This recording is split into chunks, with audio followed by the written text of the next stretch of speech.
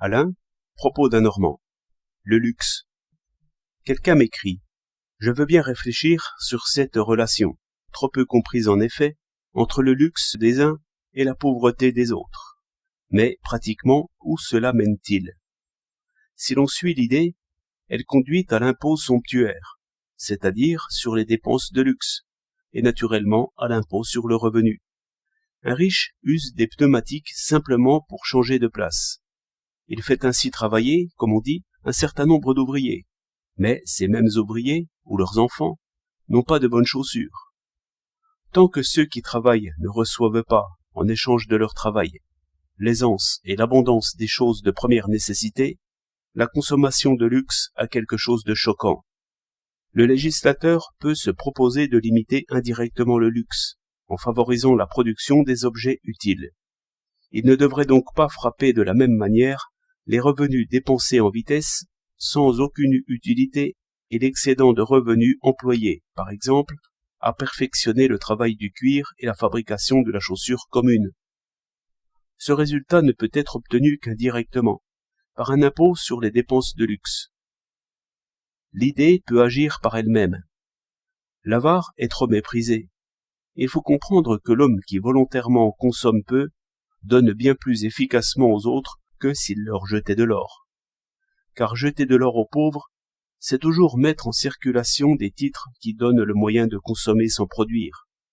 Or, que je dépense moi-même mon or, ou que je le donne à quelque mendiant paresseux, j'augmente toujours la consommation sans apporter des journées de travail à la production.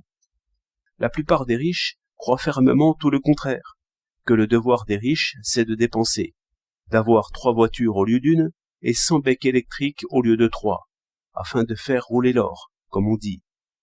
Une vie simple et frugale n'est pas assez estimée. J'ai entendu souvent louer la cour impériale pour les dépenses qu'elle faisait. Peut-être existe-t-il plus d'un millionnaire qui croit rendre ce qu'il a reçu parce qu'il entretient à son service une armée de cuisiniers, de cochers, de jardiniers. Ce sont pourtant des journées de travail consacrées à son seul plaisir et à sa vanité seulement. Or, si la vie est chère, c'est principalement parce que les produits de première nécessité ne sont pas assez abondants. Or, l'abondance des produits dépend des journées de travail employées à la production. Ce n'est pas la terre qui produit, ce sont les hommes qui la travaillent. Un ouvrier qui taille des diamants, ou qui les monte, se loge, s'habille et mange. Il transforme son salaire en maison, vêtements, viande, légumes. Mais il ne contribue nullement à produire des choses de ce genre. Imaginez que les paysans se mettent à chercher des diamants ou de l'or. Ce serait du blé en moins de légumes, moins de beurre, moins de lait, moins d'œufs. Et, comme il faut que tout le monde mange, on se disputerait des produits trop rares. Et, malgré l'abondance de l'or, la vie serait chère.